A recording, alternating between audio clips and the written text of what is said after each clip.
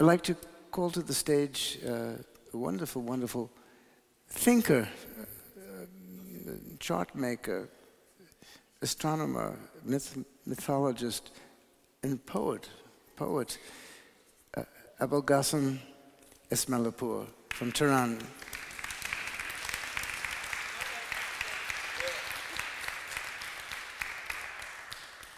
And also a very famous actress who's living in Prague.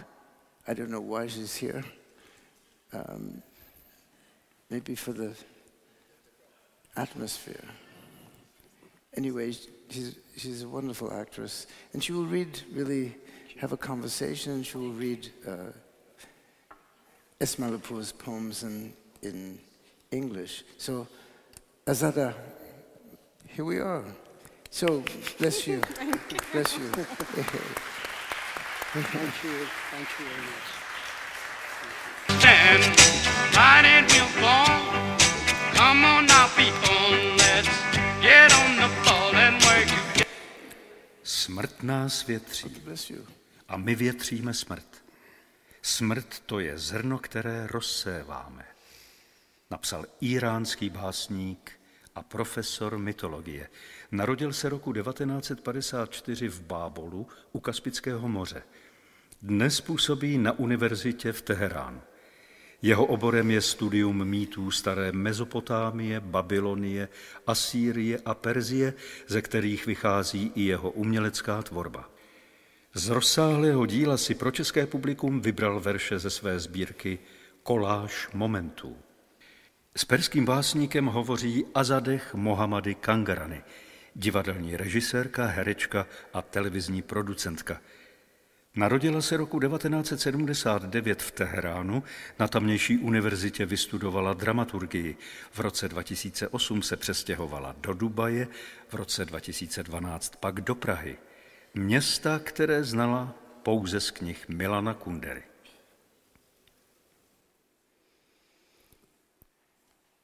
Good evening, ladies and gentlemen. As you just heard about Mr. Abolghasem Esmailpour, you know now that he is a scholar, he's a mythologist, specialized in Iranian mythologist, poet and writer. He's Iranian, of course, and since we are here at a Prague Writers Festival, I'd like to mention that Iran is a country which has had poetry embedded in its culture for a long time. He's born in Babol. Where is Babol? Babol is a town in the north of the country, sitting nearby the Caspian Sea. It's where its flourishing nature is very known in the country. It's where forest meets the sea. So welcome to the festival of this year. We're so glad to have you here, of course. Mr. Esmailpour, I would like to ask you, since we know that you live in Tehran, I think it's just mentioned perhaps in Czech, it's been some years that you've been living in Tehran, the capital city, which we know it's a crowded, busy, happening town, and maybe pollution, noise, weather, lots of problems maybe, but it's a happening town, right? I'm sure it's very different from the town that you are born in. It's different from Babol, it's different from the condition you lived and you grew up in the city you were.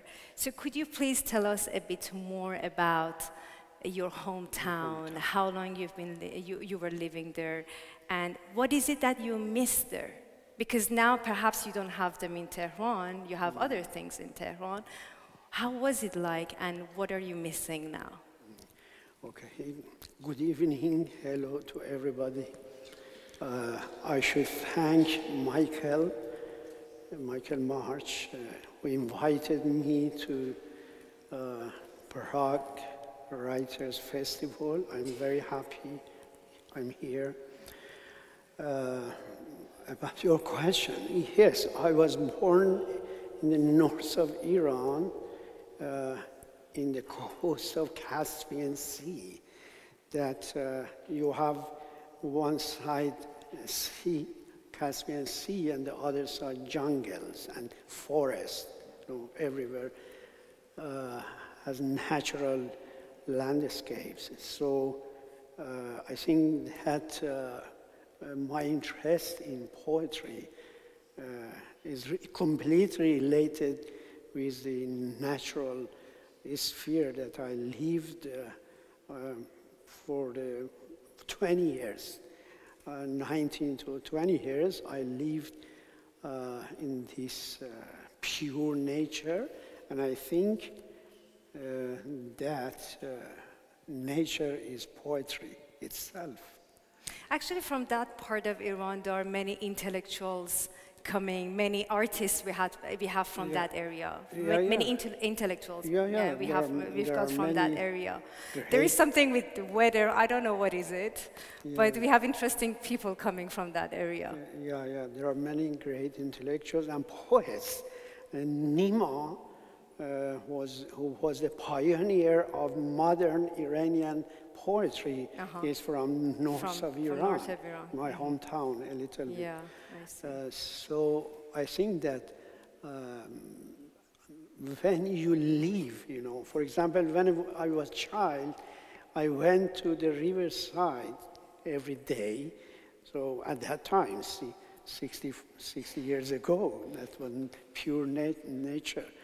So I love my hometown, and my poems shows, natural elements, and it is completely related with nature, I think. So I should explain that, first of all, I'm a mythologist. I have academic affairs.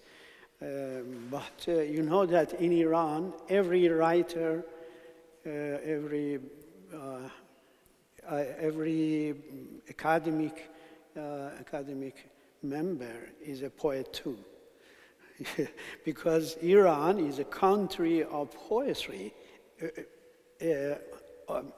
Even ordinary people are poets, you know that. Ordinary people, the language is poetical.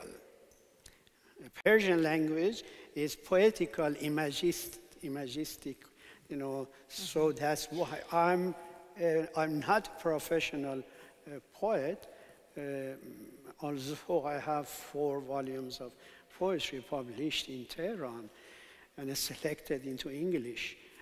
But I think that mythology is the first, I think mythology is more important than poetry, but they are related with each other too. Yes, yes. So maybe we can go through your poetries, and you will read them in Farsi first. We have the first part of your poetries, which are like including 12 poetries of yours. It's a chapter of one of your books. The chapter is called Collages of the Moments, from one of your poetry books, which is called Moments, right? Yes. So could you just tell us briefly about the book and why you chose this chapter for here? Yes, the name of the collection is Moments, because moments are very important for me, especially in my poems. I think that instant moments create, poetry, and these are very short poems. It's like haiku form poems, but very short. I think that in 21st century, it is better, to compose short poems, not long poems that, narrative. I don't believe in narrative, narrative poems, but narrative descriptive, we don't need to have such long poems. But so I prefer short haiku form, not essentially in the form of Japanese haiku, but is like haiku. It's short poems, Moments, colleges of moments. It means, the painter have colleges, so these are written colleges, These are poems that I hunt from the moments of my life. So I read the Persian poems.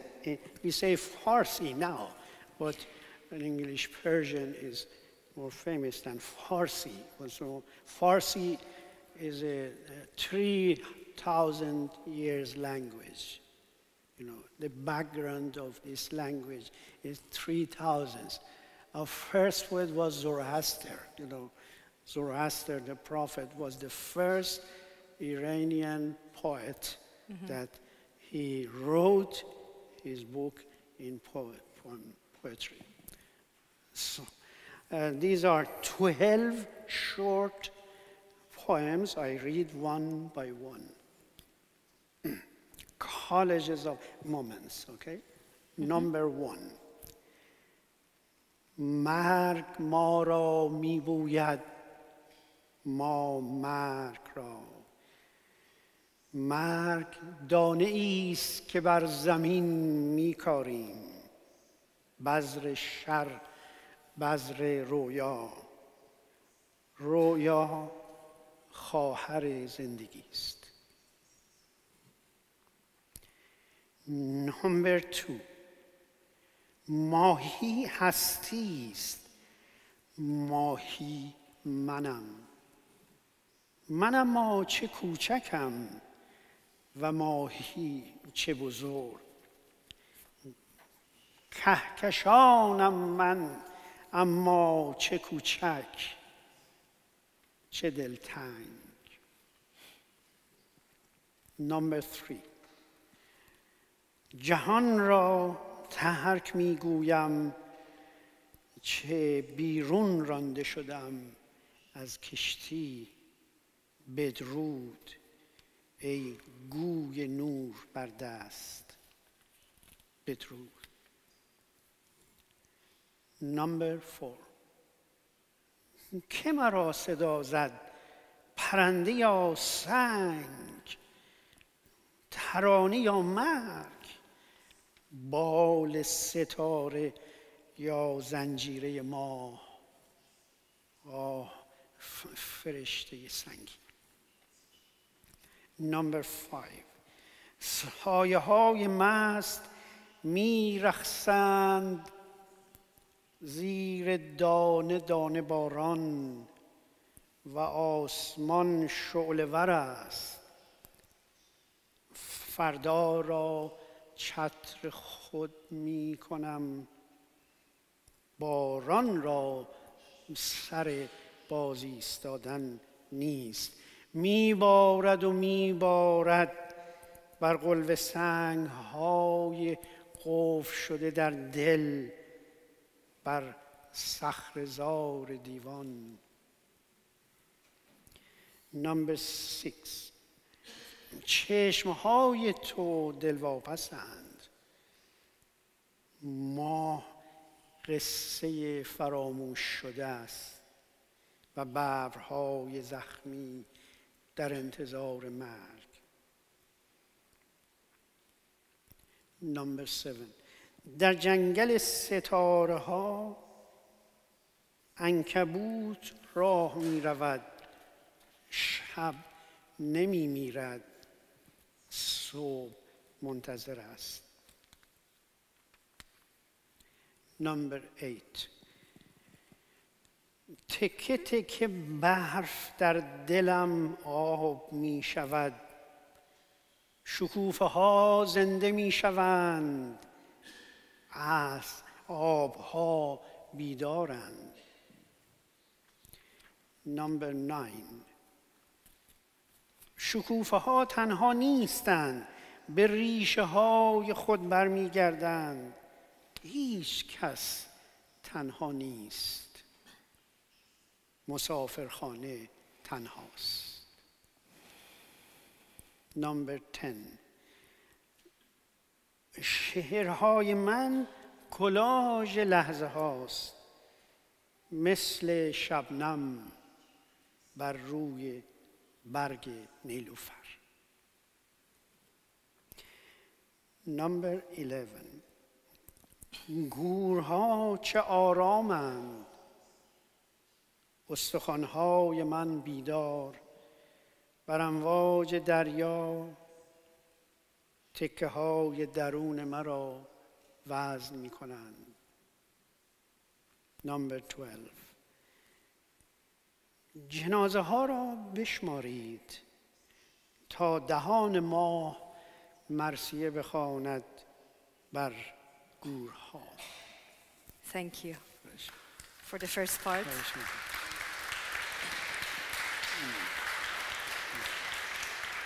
Thank you. Thank you. Well, Mr. Esmailpour, I have a question about your first poem here.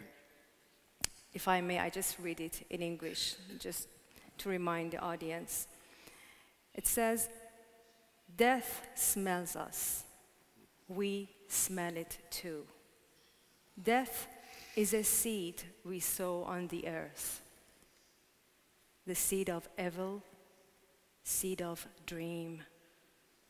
Dream is the sister of life." So I'd like to ask you, what is the connection between death, evil, dream, and life? Do you see them intertwined? What is the connection between them for you? Yes, well, the poem answers itself. You know, they are sisters. Death and life are sisters, and dream. Okay, I think that we have not a long life. Our life is very, very short, you know, like a moment. Because you think that, you know, when you discovered yourself that you are 20 years old, that 40 years old, and now I'm 64 years old. So it's very short. I think this is a kind of thinking that great Iranian poet Omar Khayyam thought about life and death, that they are, you know, two surfaces of one coin, you know, two surfaces of one coin, life and death. So if we think on death, so we have more value for life. Mm-hmm. So the life is very short. That Omar Khayyam says that be aware. So it's very short. So enjoy your life. Enjoy your life by poetry, by wine, by life, you know. So death is not so bad. Death is very good because if we think that after death, you know, we join to the nature. We are absorbed with nature, so there is not really a death. So you begin a new life in nature. So I think that it's a very important motive of poetry. You know, I think, including to Omar Khayyam, I think Shakespeare has also the same feeling, especially in sonnets and also in his tragedies. So this is very, very important. It helps you enjoy life. That's my idea.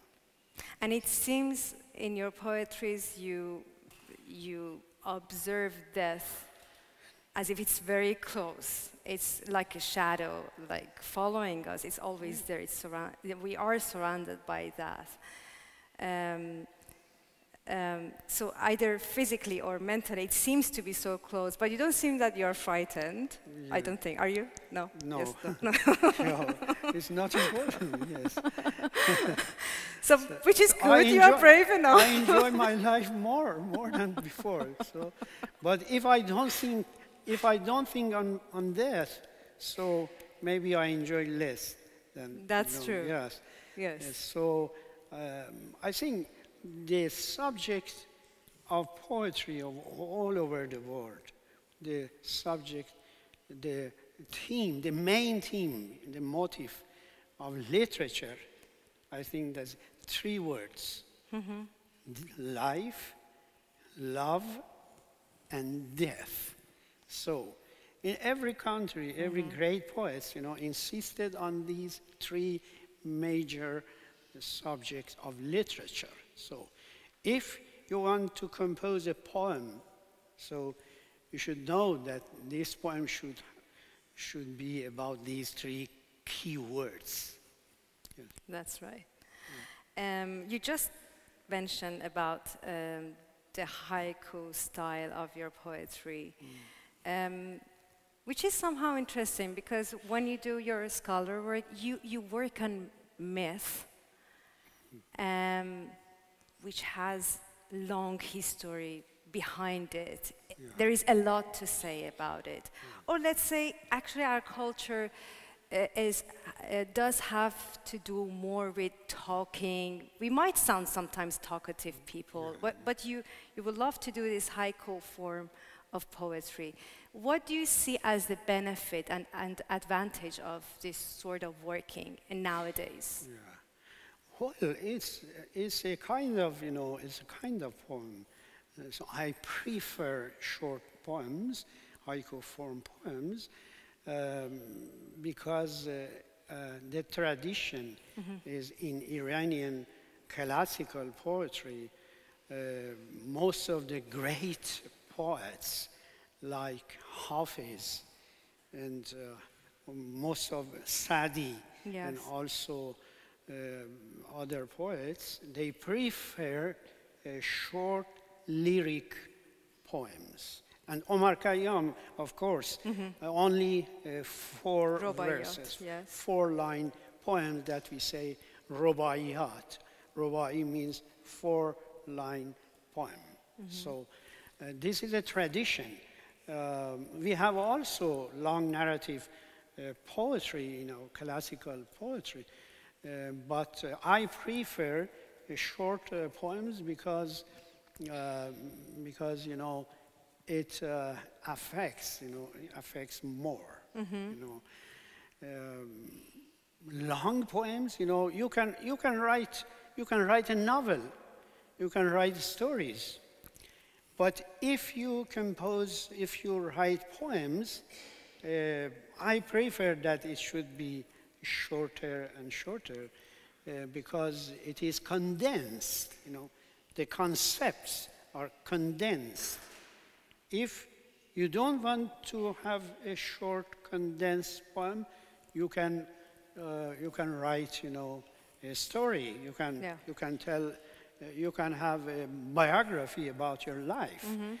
I think every poem is also a biography. The whole of my poems are my biography, but in a poetical biography, abstracted and short form and condensed, because the reader should have an imagination, association, yes, maybe. Imagine every way that he likes, or he or she likes. Okay, the imagination should be in a surrealistic way that everyone can see his life.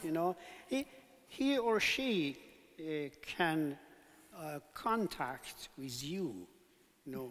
If the form of the poem is very short, you can get larger. Imagine larger and many themes from one short poems. And in Japanese, of course, haikus are very short. it relates to the mystic tradition in Iran. Mystic tradition. Of course, Hafiz is a great lyricist, you know. Most of Hafiz's lyrics are around seven verses, only 7 verses, you know. So if longer, no one read more, you know. It bores people. And every verse is separated, is independent. That's right. You know, most of Hafiz ghazals means lyric form. So those are lovely poems. So in a ghazal, every line, every verse is dependent. Mostly, it hasn't any connection with the second one. The second one, you know. right. So it is condensed. So more condensed motif and picture of life is better to have a long description, long narrative. Yes, I think so. Shall we move on to the second part of your reading? Of course. What we're going to do is that you are going to read them in Farsi, and I will read the English translation. Okay. Right? The second part consists of only 3 poems. 3 poems, a little longer but short as well. I read the first one. The name is, this is the title. تو در غروب خشکیده. تو در غروب خشکیده خاک می شوی و ثانیه های باران را نمی شنوی. مرا به خانه ببر، قطره های باران راه خانه را بلدند. ستاره ها چشمک میزنند، از ابدیت خبری نیست. قندیل ها آویخته اند بر سقف شناسنامه سفید من و تو. عمر ما چه کوتاه است و از روشنایی روز بیخبر است. The English translation. You in the dried evening.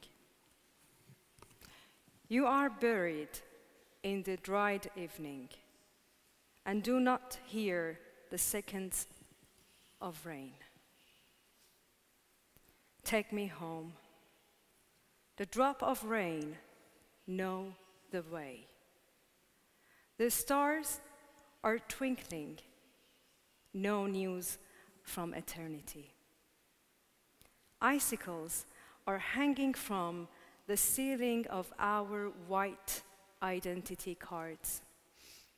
How short our life, unaware of the morning's light. Okay, thank you. Thank you. Thank you. Thank you very much. Thank you. پشت پنجره. پشت پنجره تابوت‌ها صف کشیده اند و چشم‌ها آویزان بر سیم خاردار. تنهایی ما میان برگ‌های خرزهره سرحک می‌کشد. ساعت چند است؟ Behind the window, coffins are lined up behind the window. Our eyes suspended on the barbed wire. Our loneliness among the leaves of oleanders. What time is it? Okay, thank you. And the last one. در گورستان روز. در گورستان روز پرسه میزنیم و اسم یکدیگر را فراموش کرده ایم. آن که بر طبل میکوبد دایره سیاه بر سر دارد، چراغها را خاموش میکند و به انگورها لبخند نمیزند. At the graveyard of the day, we are prowling the day's graveyard, forgotten each other's name. Someone knocking on a drum has a black circle on his head, extinguishing the lamps, not throwing the grapes, a smile. Thank you so much for the poems you shared with us tonight. Thank you very much. And I still have some questions, so I would love to share them with you. Well, it is beautiful. We talked already before, and you told me that some of your poems are in direct, they are in direct connection with your personal life. So could you explain about it? I suppose the first poem we just read, you in the dried evening, was coming from your real experience. So could you explain about either this one or any other poems which are coming from your direct experience, life experience that you lived through? Yes, of course. Not some of my poems, but all of my poems are my real experience in life. You know, I don't write poetry in the air. But it comes sometimes from the air. Yes. No? I write poems, you know, in the traffic, in my real life. Yeah. So it's very important to me that, but it's not a, you know, a realistic biography, you know. It is an inner self, your internal, you know, mindly biography. Every lines of my poems, for example, when I talk about death, you know, it is really on the death of my wife. After 30 years living with your beloved, so you lose your wife. So it's my real experience that I focus on death, or my children, or about my classmates, about the people who are killed every day here and there in the world.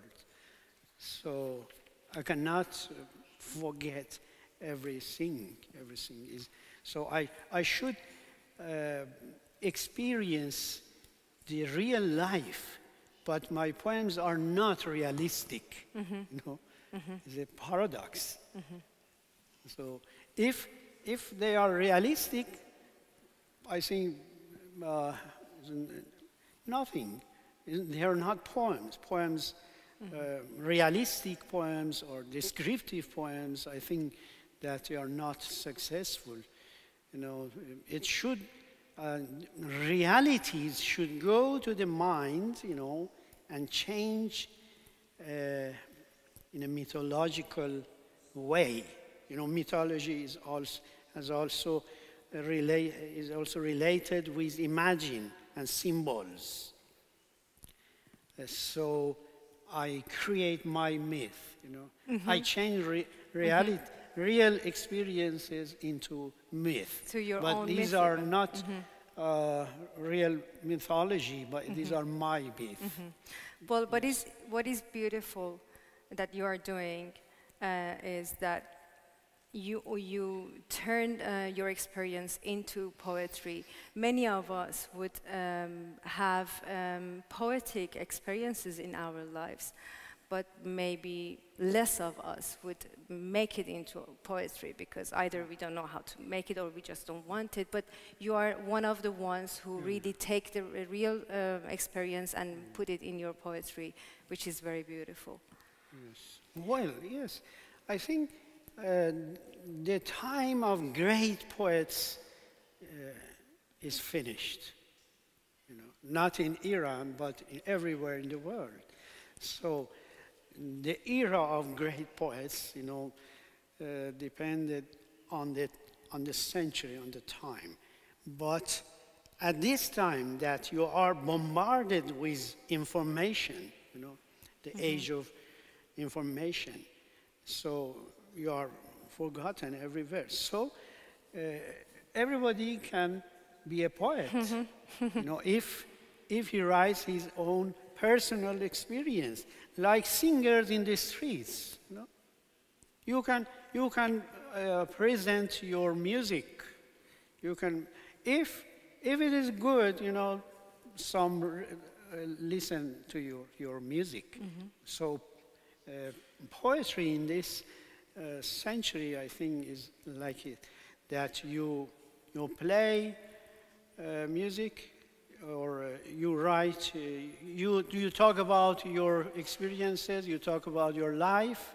So if it is good, you know, the audience listen to your poems. If it's not good, you know, you haven't any reader.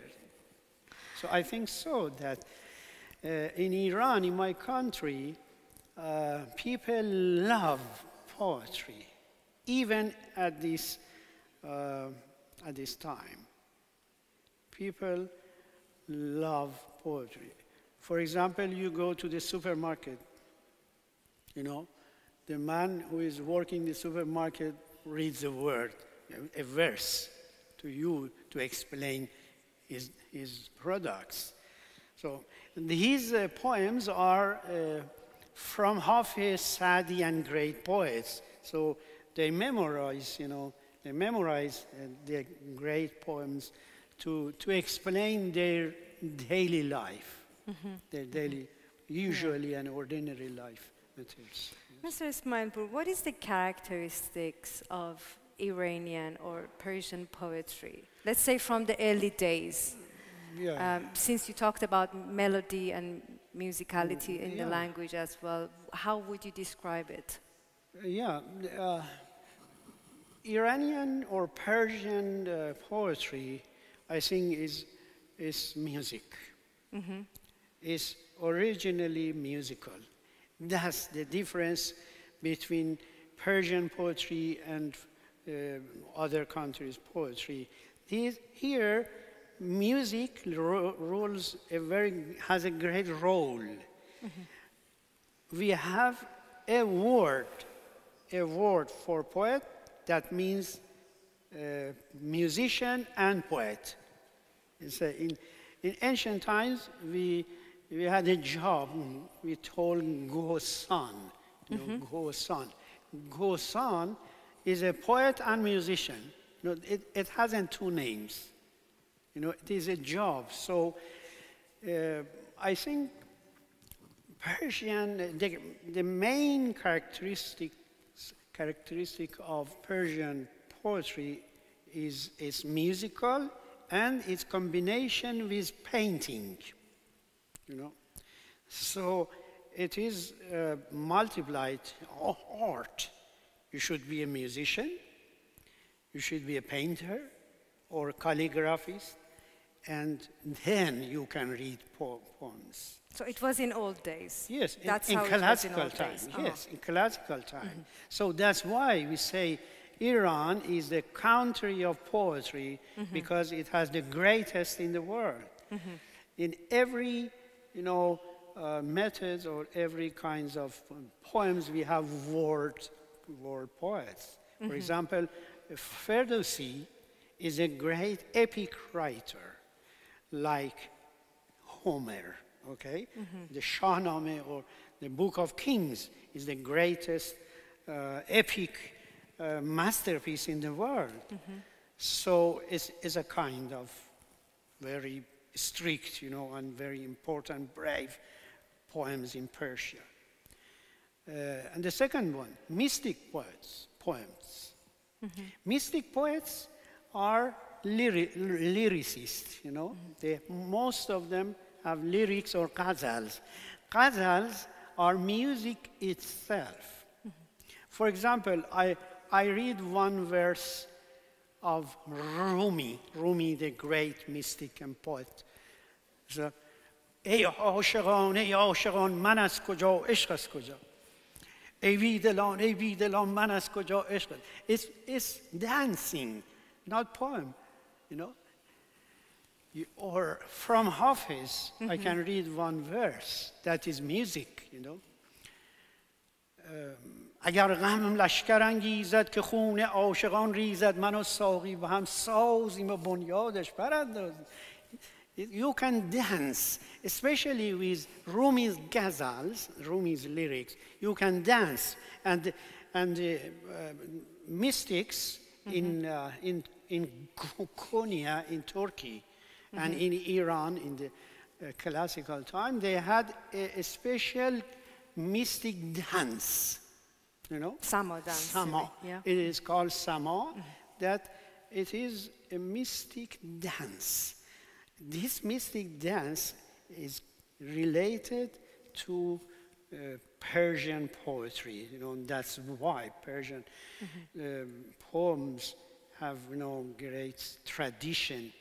And music, I told, picture, and because I think two reasons that why Persian poetry insisted on music and painting is that these two arts were sometimes forbidden among Iranian leaders, not the religious leaders, some of them, in some centuries. Music was forbidden. You hadn't the right, of the music, but privately. And also, painting and yes, sculpture, painting were forbidden, art. yes, because they thought that painting human features is imitating God's role. So you have not to paint. You're not allowed to interfere. So Iranian poets, they brought music to poems, and they brought painting. You have erotic scenes in poems, not in picture. Yeah. Rumi and Hafiz have erotic features. Yeah. For example, Hafiz says, پیرهن چاک و غزل خوان و صراحی در دست نیمه شب مست به بالین من آمد بنشست. Can you translate? Sorry? No, I can't. That's classical, I can't. No. Yes. Yes. پیرهن چاک means a torn shirt, torn dress. It is a picture of beloved. A picture of beloved, that he tears, she tears of her dress. Yes, her dress, and singing poems, At midnight came to me, to my bed. We won't have it in picture. Midnight came to my bed. You can picture it in your mind. It's beautiful. With a cup of wine. Yes, of course. Sorahi dar dast. Cup of wine. At midnight came, and she was drunken. So drunk, okay? Yeah. And beside me. So, but the real meaning of this verse is God. Because the beloved yes, one, the right? supreme beloved is God. So God is depicted in an erotic way. So it's because the picture and the miniature was prohibited, was forbidden. So they had to depict in poetry. And also there are different. For example, Omar Khayyam is another word, completely different from Rumi. He is a philosophic poet, not lyricist. So we have epic writer, lyricist, and philosopher that has short poems. That's why he is famous around the world, because he talks about some key words, you know? Yeah. Life, death, and wine. So if life is short, so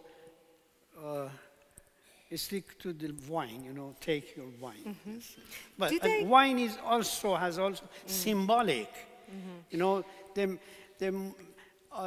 most wine, you know, descriptions in Persian poetry is also a cup of wine and also a symbol of life, symbol of enjoy, symbol of mentality.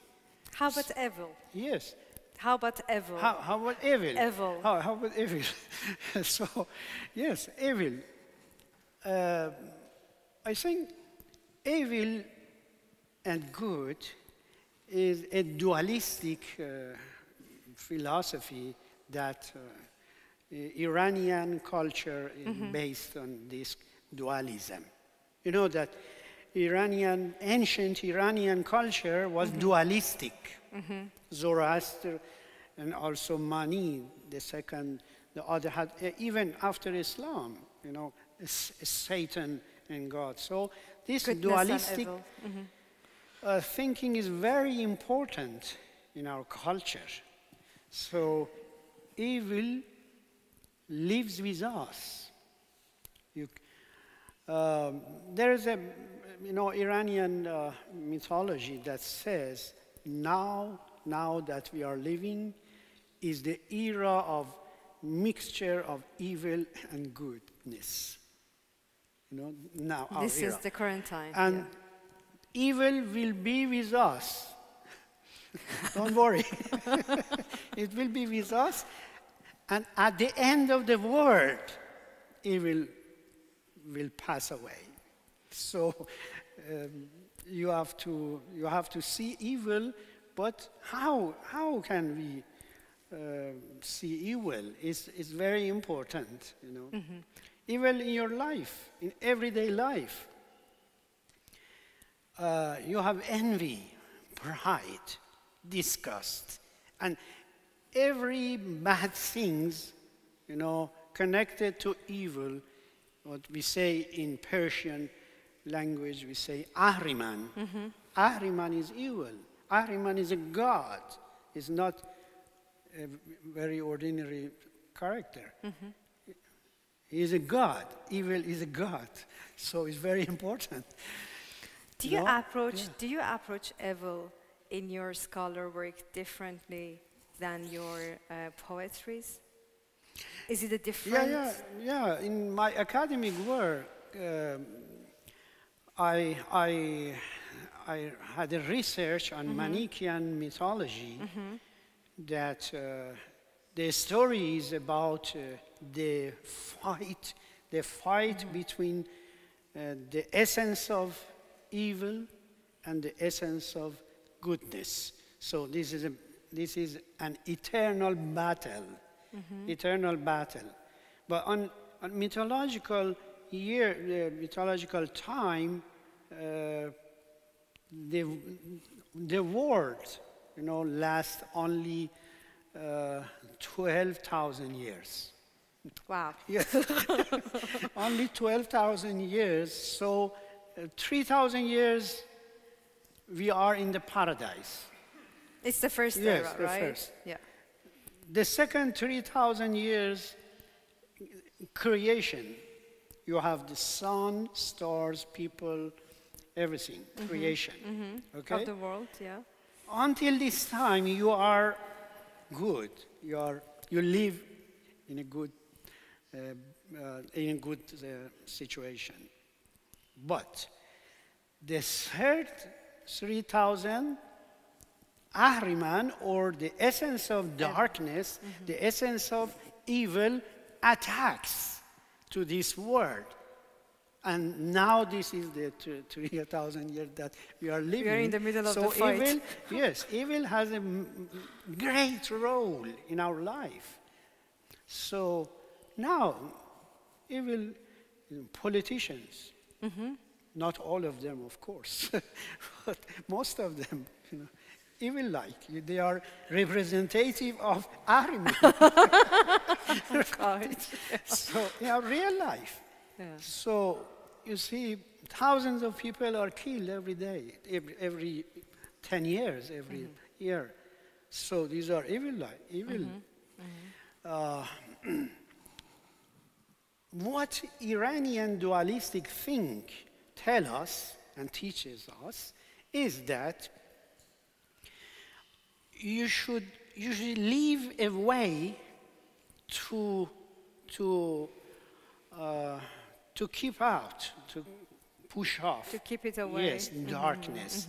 So if you are successful in your life to push out darkness, push out evil, so we will be ready for the end of the world. So the end of the world will be eternal, the golden era of separation of evil and good. Again, back to the beginning. Yes, again we back to the first creation, and we will be, we will be light. We will be changed to light. This is Iranian point of view. That's why Iranians sees everything white and black. We don't have gray. We don't have gray color in culture. So we have white and black. We have Ahriman as Ahura Mazda. Ahriman, the essence of darkness, and Ahura Mazda, the essence of wisdom. You have both of them. So this is in culture. myth. It's Yeah, a this is culture. more in myth and how you approach it in your poetry. In my poetry, I think that we should emphasis on light, emphasis on goodness, beauty. We should not insist on dark, because it's a fact. So if we pay, to have a life near to a light, and also goodness, humanities, human rights, everything that human beings, is searching for 1,000 years to have a world of light, but he hasn't, he hasn't been successful. Even in the most democratic countries, you have a little dark society. Evilish part, yeah. Yes. Okay. This is my approach. Thank you so much Okay. for tonight. Thank you for sharing your ideas with us. Thank you for listening. Thank you. Thank you very much. Merci. Thank you. Thank you. Yes, thank you. Thank you. Thank you very much. Okay. Merci. Thank you. Hey, beautiful. Okay. Beautiful. Okay. Beautiful. Thank you. Thank you very much. Thank you so much. Thank you so much. Thank you. Well, Roberto Colasso, who is actually at the festival, said everything can be destructed in the world except myth.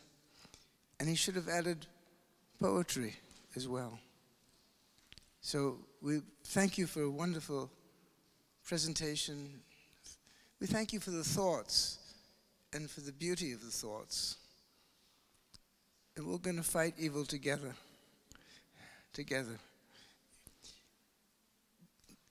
This fight continues at 8 p.m. tonight in the conversation Live Evil. See you then. Bye.